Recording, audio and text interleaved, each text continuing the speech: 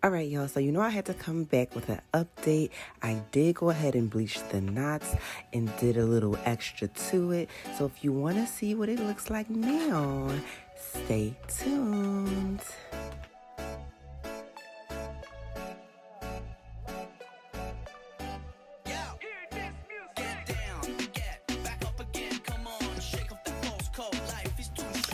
All right, so we're going to get the process started right here, right now, period.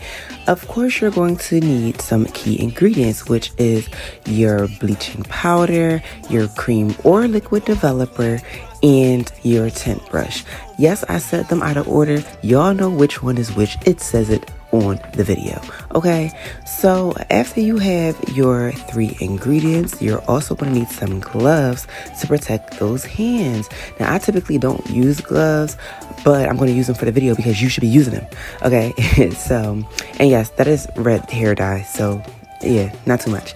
Anyway, I actually like to use the tub that the bleaching powder comes in as a mixing bowl when I don't have my mixing bowl within reach. I didn't plan on doing this video right then and there, so I didn't have my coloring bowl right next to me. So we're going to use this, okay? I take out all of the residue from the powder, and then I'm ready to go ahead and mix together. So I don't measure my mix. I look for a particular consistency that I like.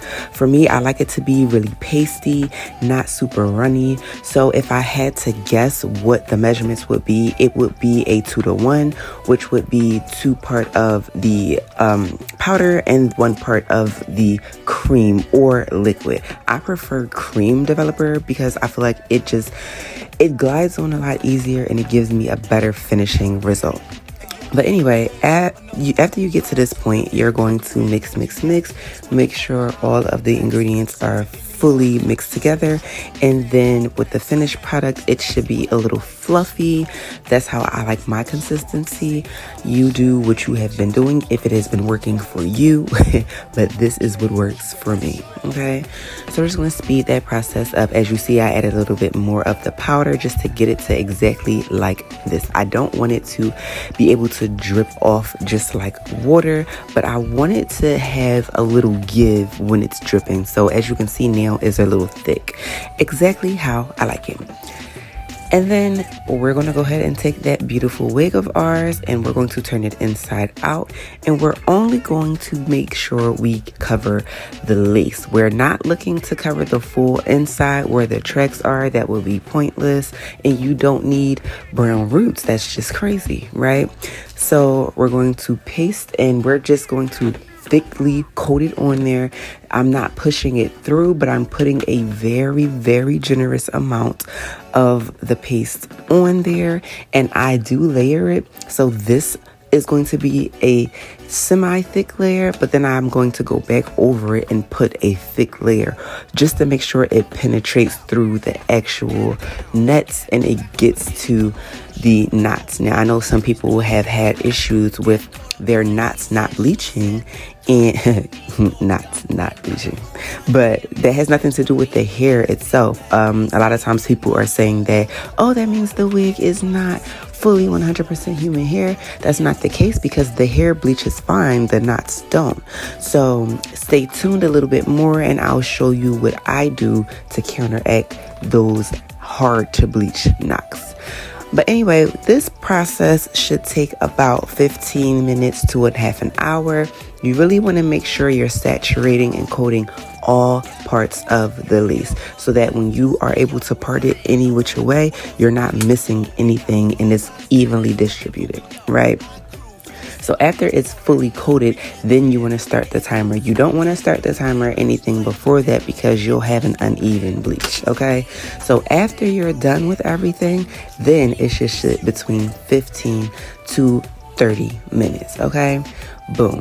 And now you see what it looks like. I'm going to go back in, like I said, and I especially hit the edges because you definitely want to make sure you got some blending strong hands, okay? You want to make sure that that lace, when you apply it, whether you're melting it down or not, it looks as natural as possible, especially if you're not going to melt it down. You need it to match as much as it can match, okay? Lastly, what I do to ensure the knots are bleached is I take a little bit of that bleach and I put it directly along the part. So for me, I know this wig, I'm just going to wear it in the center part. And if I change my mind, if the rest of the knots need to be retouched, I'll absolutely do it. But I feel as though I got most of those knots covered anyway. But here we are. It's a close-up of this line that I like to do for my part in the middle. And now, as you can see, it's really giving Scalpiana, okay? We're not going to worry about the fact that some of the roots are bleached. We can go back and touch that up if we so choose. Some people like to leave it that way, and that's fine. But here it is on my head. And y'all, yes, I still have the braids in, but they're cut into a bob. So it's a lot shorter than the first video, and they did fit under the wig like so. So here you see me just going in and blending out the rest of those curls. It's slightly damp, but it's not really saturated. It's not really wet. That was just it drying after we got all of that bleach and product residue out of there.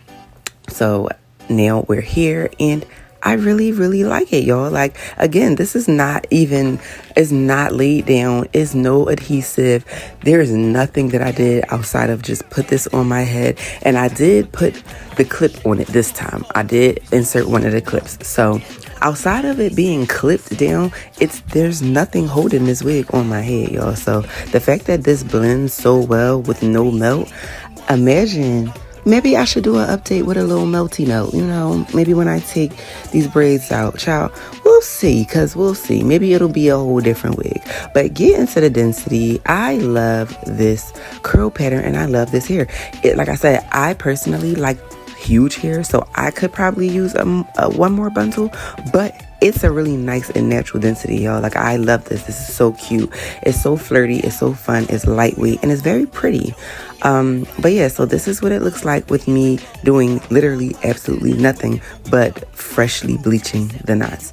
I didn't clean it up. I didn't do anything else. This is just raw imagery right here, okay? But tell me how y'all feel about it. Like, do y'all like it? Is this something that you would wear? This is really like my curl pattern in a sense, so I of course would wear something like this, and I could see me doing little different styles with it. But yeah, I enjoy it from root to tip. The curl is just very pretty. But yeah, y'all, that's it. So let me know down below in the comments. Again, drop fire signs if you want to be entered into the raffle to win this wig for the free $99. Until next time, bye.